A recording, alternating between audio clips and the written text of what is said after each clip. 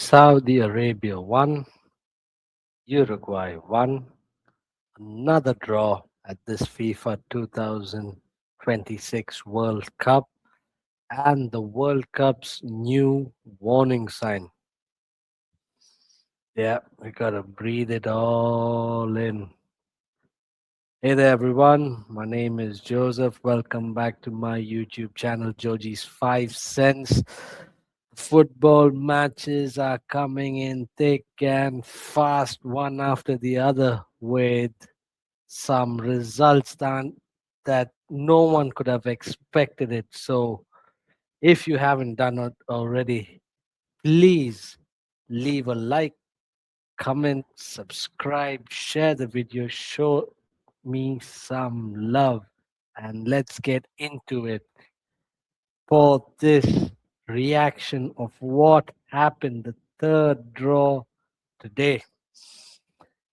If you've looked at this fixture before this tournament, you probably saw a two-time World Cup winner against a team most people expected to finish near the bottom, me being one of those persons.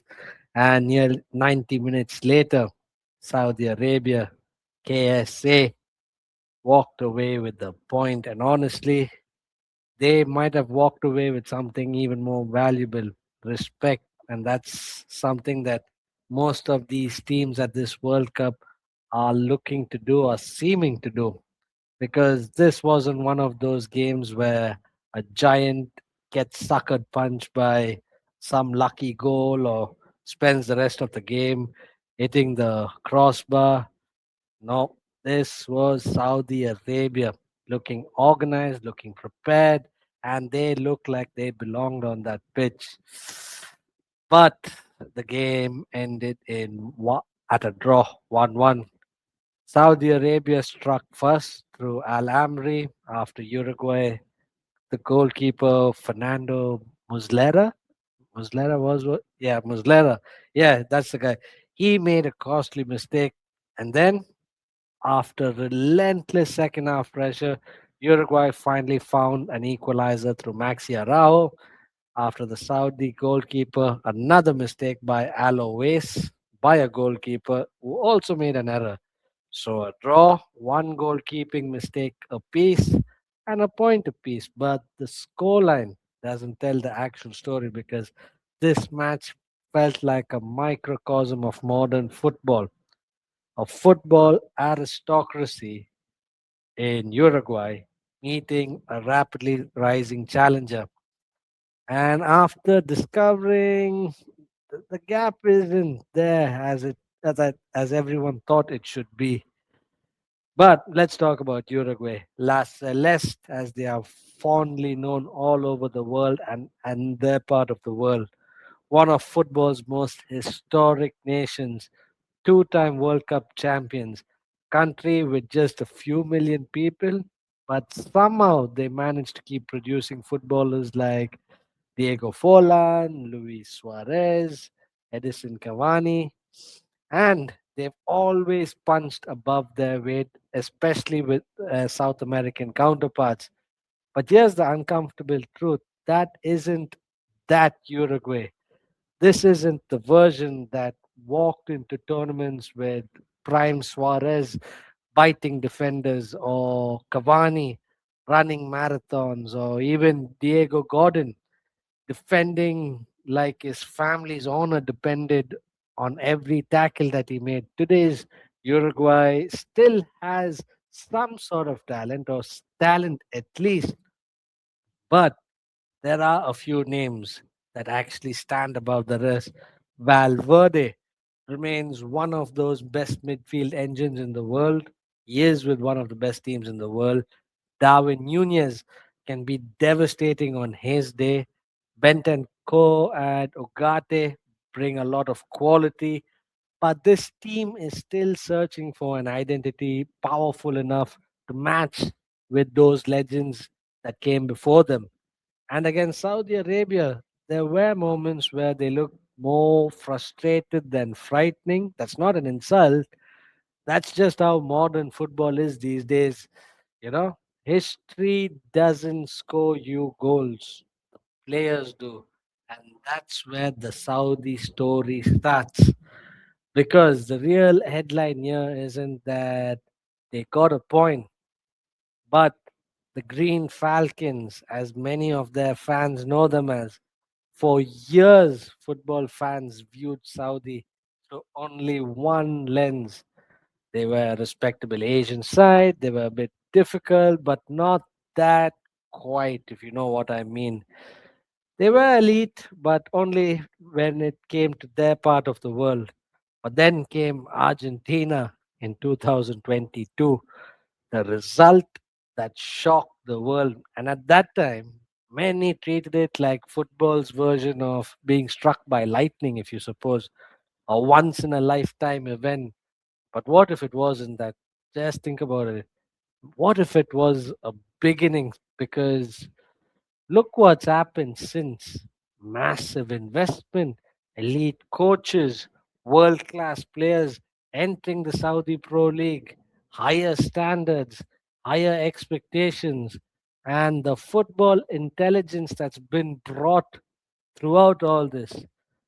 That's what really stands out. And the biggest misconception people have is believing that only foreign stars benefit from these moves. Of course, because of the ching, but still, the local players benefit too.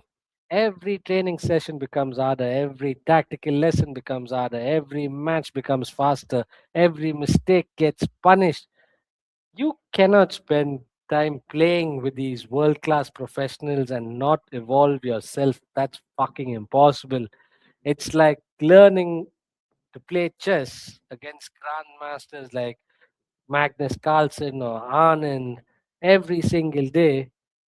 But at some point, eventually, your own game improves, isn't it? And that's exactly what we're seeing here. And that's why this draw happened. That's the funny thing about this World Cup so far. The favorites keep reading their own press clippings, group after group. We've seen so many called underdogs that I've myself done. These boys are refusing to follow the fucking script, and Saudi Arabia just added another chapter to that so-called lesson that's being taught. Because this result isn't really about Saudi Arabia versus Uruguay. It's about the shrinking distance between these footballing nations. The world is catching up. Coaching knowledge travels faster. Sports science travels faster. Player development travels faster. That old football map is being redrawn in real time every second, everywhere. And Saudi Arabia might be one of the biggest examples of that transformation. So when people call this result a surprise, maybe they are just using an outdated fucking dictionary. But because at some point, these surprises stop being surprises. They actually become expectations.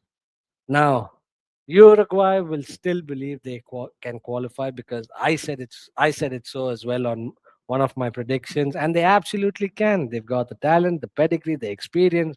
But after this match, one has to check: has the message been delivered to everyone in this group?